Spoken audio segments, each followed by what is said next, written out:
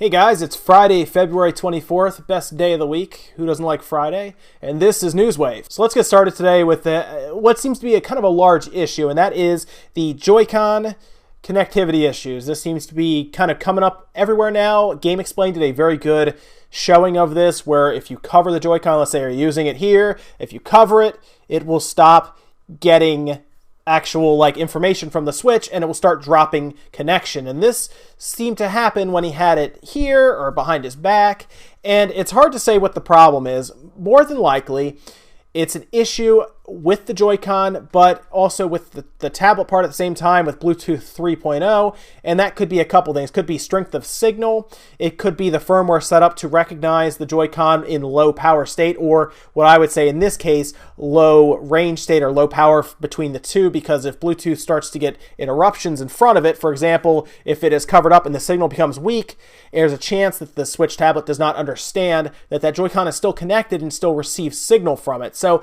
I do think that this could be solved in, say, a firmware upgrade or a patch that comes out hopefully day one. I cannot imagine that Nintendo is sleeping on this one, because this is a big deal. This means that the Joy-Cons could be rendered useless or unplayable at certain times depending on how you're holding it. I mean, this is almost like, it kind of reminds me of when the iPhone 4 came out and you had to hold it a certain way or you would lose connection to the cell tower by holding it kind of like this.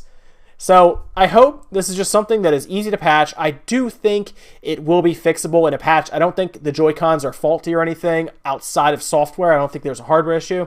I wish I had a Joy-Con so I could take it apart and look, because believe it or not, there are ways to extend antennas internally, and maybe that's, if it's still doing this, maybe there's an experiment out there for me to do the weekend the Switch comes out with the Joy-Con, but we'll see if that patch fixes it. Speaking of that day one patch for the Switch, we also found out that patch will also add eShop capabilities online with social media and everything for the Switch. Nintendo has said that this patch will go live ahead of the March 3rd release. I assume that means like March 2nd it'll be live for reviewers and previewers to look at as well, but this will give us access to eShop purchases and just looking at the eShop apparently, online multiplayer, sharing images, social networks. Remember how you take a picture with that share button and you can label it and then you can put it on things, I assume, like Twitter and Facebook, and then just connecting to public internet hotspots.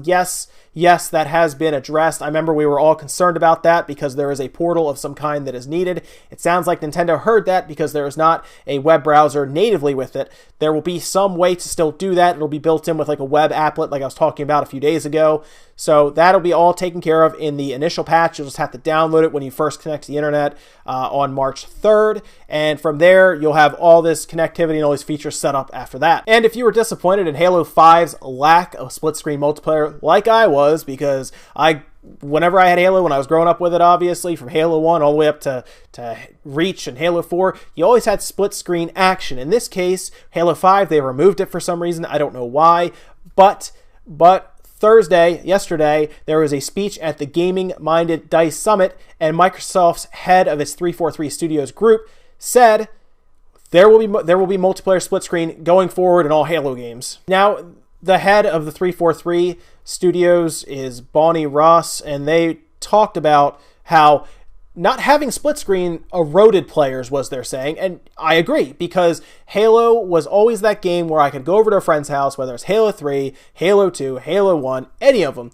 and you can play together on the same screen with split screen action. It was great. I loved Halo 3 for that. Halo 2 was great for that. You only needed one Xbox, one game, 4 controllers, and you just go and you play online, you play together. I love the fact that was the first real game I played where everybody could have their own screen, obviously on the one large screen, but you could all play together. And if you didn't have an Xbox Live account, you can play as a guest with your friend. So you could still play online in social matches. And I think that was great. That really made Halo seem like a couch shooter that was there to stay. And then Halo 5 comes out and I think ruined the whole appeal of Halo in the first place, which is the fact that you and some friends can play together on the same screen. It was always like that, and they kind of took it away, and that really hurt my impressions of Halo 5. I'm glad that they realized that was a mistake, and it sounds like Halo 6, whenever that does decide to come out, which Honestly, at this point, Microsoft may need to push that forward. Maybe we see it at E3, I don't know. But I do see the actual split screen part coming back, and I'm excited for that because that's what made Halo Halo. So with that, guys, let's jump back to the Switch. There's so much Switch stuff happening right now. It's crazy. We had Game Explain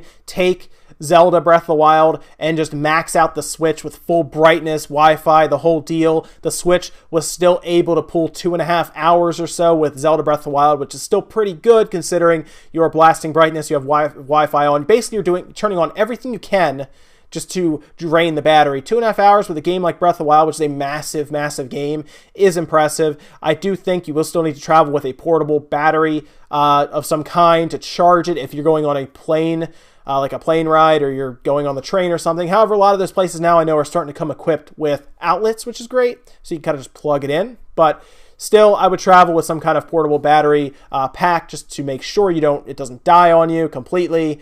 And we'll see. But the fact that this system is playing console level games on the go like that and giving you 2.5 hours is not bad. I assume we've turned the brightness down a little bit. Maybe get close to the 3-hour mark they were saying, but I will find out for myself in about a week. I'm sure you guys will too. And here we go. Virtual Console is not making the Nintendo Switch launch. I think a lot of us were really hoping for something from the Virtual Console at launch. It does not seem to be the case. It seems like we're going to have eShop purchases, which I'll get to in a minute, but there will be no Virtual Console. I think we were all hoping for GameCube, Super Nintendo, anything really, but seems like Virtual Console will be announced to us later on, probably in a direct, I hope, before E3. E3's in June, of course.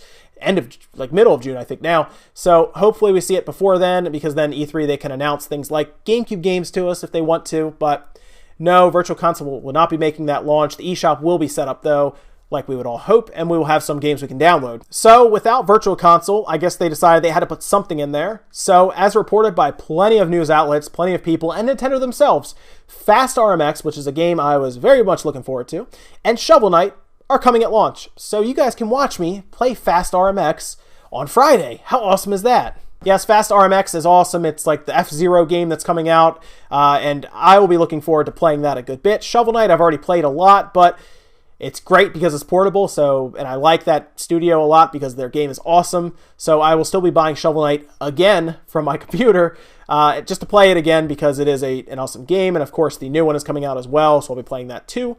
But Fast RMX, very happy. I was worried that would get pushed to April. It's great to see that it's coming out at launch. Oh, and we reported that Binding of Isaac was going to miss launch. Originally, I thought it was going to come out at launch. It looks like it's missing it.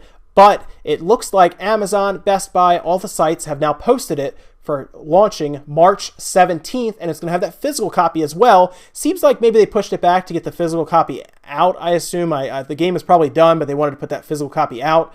Probably wasn't going to make it the launch window, so they had to push it back a few weeks. March 17th appears to be the date that it's coming out. Not bad, about 2 weeks after launch. I think most people will be able to live with that, considering Zelda is going to take up most of the first month for a lot of us.